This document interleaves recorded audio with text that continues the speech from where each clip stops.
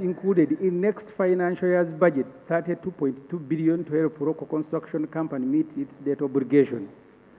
Local debt problems are now also part of Uganda's public debt servicing, courtesy of Mzee Museveni. Remember, in 2022, I don't have to read each and everything on this page, when these problems of local came here. So in the end, we are going to be giving these proprietors of local 207 billion. I now go to Ntungamo Coffee, which has taken 254 billion so far. Page 8. During financial year 20, and I can actually summarize with a table on page 9, we have invested 188.6 billion in this company, and the proprietor to Gumi was seen recently in the cabinet demanding for more. I go to Kira Motors.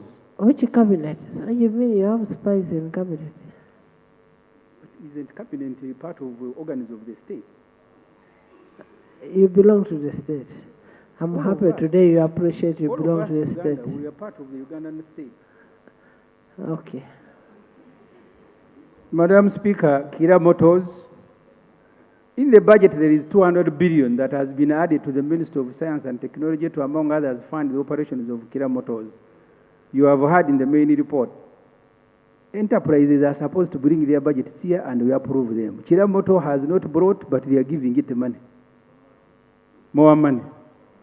And the table summarizes so far what we have put in Kira Motors to produce those buses. I go to UDC on page 10. UDC, the NRM government has included next financial year's budget 304 billion for Uganda Development Corporation. Out of shame, Mr. Museveni no longer brings some of his friends' companies to Parliament for funding directly during the budget processing. Being a Muyekera rebel, he uses panya shortcuts. He puts the money in the National Development Corporation, which they scavenge on as soon as the budget is passed. He has now lined up. Honorable, President Museveni is not a rebel. No, let him say it himself, but let it not come out of this house. Let's be fair to each other. Let it not come out of this house. Yeah, but Madam Speaker, if somebody says me I'm a rebel, let it be from him, but not coming from us. Let's just have some decorum. Madam Speaker, I take the president very seriously. When No, he says that Muyekera, statement of rebel should be with it. Don't talk about Atiaka Sugar, it is okay. But don't say the president is a rebel. what I will do, I will go and help him to edit his book, Sowing the Mustard Seed. From then, I will no longer call him a Muyekera. Because when you look, a source of your information, you have not said it is from the mustard seed. Madam Speaker, you are making me do a lot of exercise by sitting and standing. Actually, Can I answer the questions after I have presented? But the one of Muyekera and Rebel should not be included in our report. Okay. President Museveni is not a Muyekera. He's the president of the Republic of Uganda. I agree, Madam Speaker.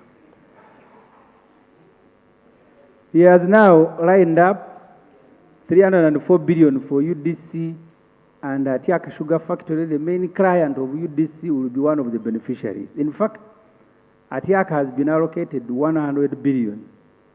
We have so far invested 668 billion in this controversial Atiaka Sugar Factory, mainly through UDC. The 100 billion new allocation will bring total investment in this company to 768 billion. The proprietor, Amina, has invested 125 billion, but she has 60% shares in the company. And Uganda, that has invested More than 600 has 40 shares. The Auditor General in his latest report, December 2025, says in the last 10 years, government has through UDC invested 1.3 trillion in 22 companies. 8 of these companies are recording net losses. Another 8 companies that UDC loaned 223 billion, 238 billion, have not paid the principal nor the interest. UDC is expected to operate with a degree of independence, but it is being financed through project-specific funding. Government releases funds to UDC that are already earmarked for specific projects such as Atiaka Sugar, leaving UDC with no space to conduct proper investment appraisal according to Auditor General. The return on investment in UDC is 0.09% according to AG report. Page 11 up, just a summary of what we have put in Atiak, and then I go to presidential initiative on banana. They want 70 billion. The presidential initiative on banana is one of other controversial investments of our dear leader. It is headed by Professor Moranga. They want 70 billion for their operations next financial year. The presidential initiative on banana industrial development has become a bottomless pit, and I show the money that has gone there so far in this budget. They want 70 billion. I now go to page 12. I'll leave the table summarizing